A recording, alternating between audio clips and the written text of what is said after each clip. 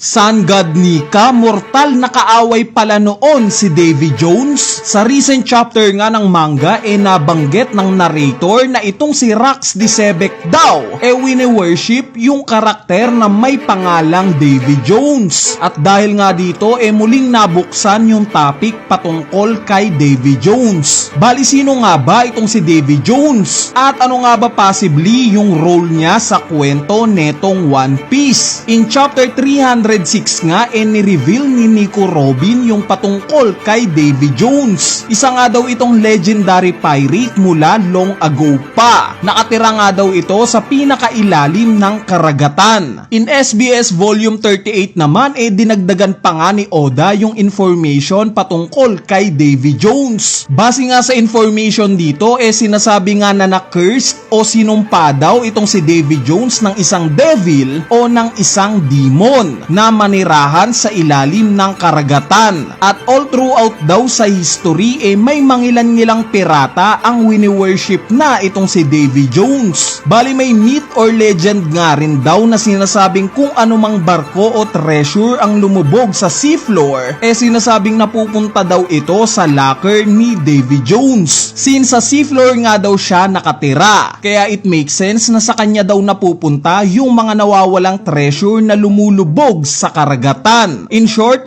base sa legend, itong seafloor ang locker ni Davy Jones. Bukod nga sa information, nagbigay rin ng imahe si Oda sa posibleng appearance netong si Davy Jones. Isa nga itong matanda na may hawak na treasure chest. Actually, kahawig nga siya ni Blackbeard mula sa ngipin pati na sa hugis ng muka. So, lilinawin ko lang guys base nga kay Nico Robin, dinidescribe niya itong si Davy Jones as a legend o isa lang itong alamat. At base naman sa SBS, pinopoint out din na base lang rin itong si Davy Jones sa isang alamat o legend. Meaning itong patungkol kay Davy Jones sabi-sabi lang at wala pang concrete evidence na talagang nag-e-exist siya. Kumbaga itong kwento patungkol kay Davy Jones malamang na pinagpapasapasahan lang kada henerasyon. Kaya ito nagkaroon ng brand as a legend. Pero what if totoo itong alamat na to? Totoong nag-e-exist noon itong si Davy Jones.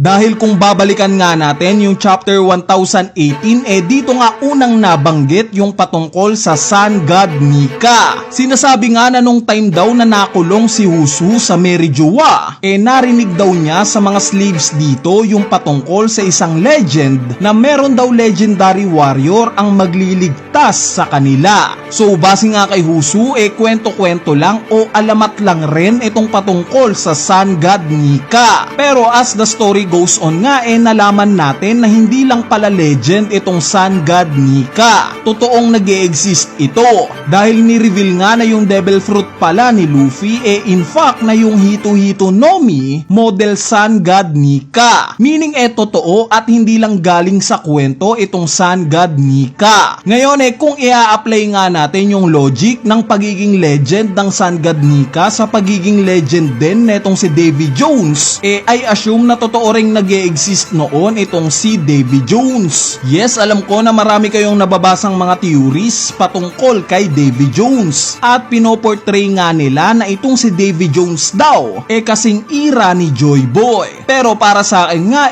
ang tingin kong ira nitong si Davy Jones way back pa. Sa tingin ko nga nag-e-exist siya nung panahon ng Sun God Nika. Malay pa natin. Kung itong Gomu Gomu no Mi nga ni-reveal na later on ang totoo palang pangalan yung Hito-Hito no Mi model Nika, baka mamaya itong devil fruit naman na Yami Yami no Mi, it turns out na ito pala Hito-Hito no Mi model Davy Jones. Ito kaya ang rason kung bakit kayang kumain ni Blackbeard ng higit sa 2 devil fruit.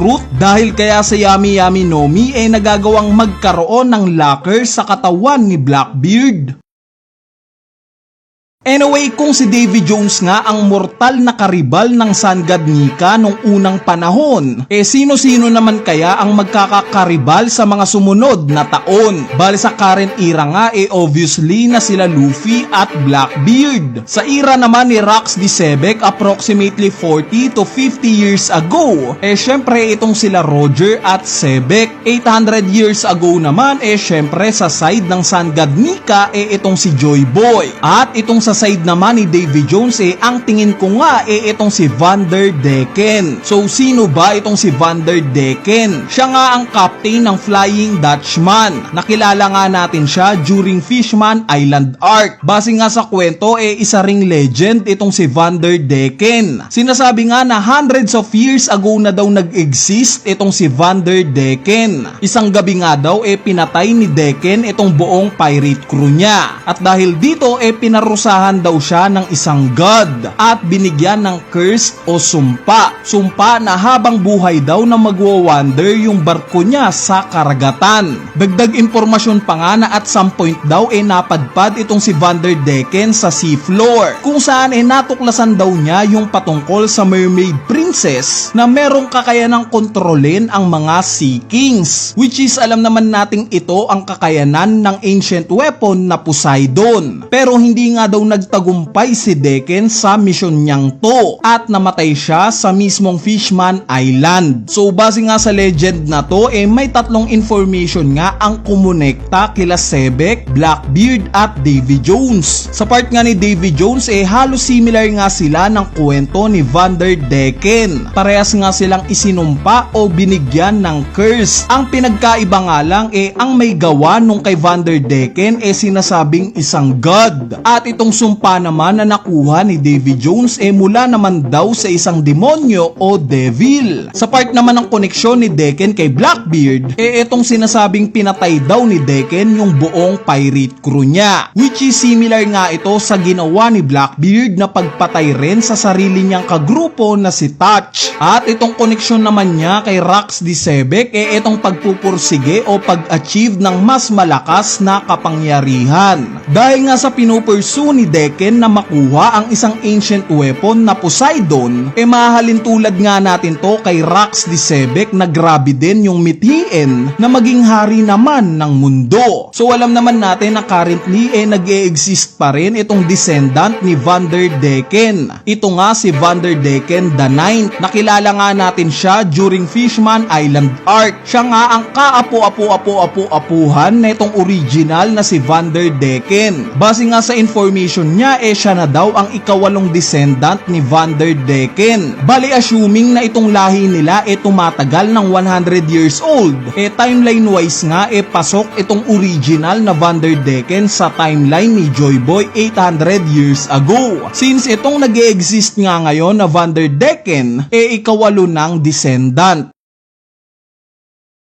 So kung iisipin nyo guys currently nga hawak na ni Blackbeard itong si Caribou. At ano ba ang meron kay Caribou? Meron nga siyang information patungkol sa mga ancient weapons. At isa na nga dito yung impormasyon patungkol sa Poseidon. Ito kayang goal ni Vanderdecken na makuha ang Poseidon during sa era niya. Ito kayang si Blackbeard ang magtutuloy sa goal niyang to? Magtatagumpay kaya si Blackbeard na makuha itong si Shirahoshi? Anyway, ayan na nga yung topic natin patungkol sa legendary pirate na si Davy Jones. Pati na sa posibleng nakakuha ng will niya na sila Vanderdecken, Rox D. Sebek at Blackbeard. Bali kung may thoughts o idea nga kayo na pwedeng idagdag na related kay Davy Jones, wag na kayong mahiyang i-comment yan sa ating comment section sa ibaba para mapag-usapan natin yan.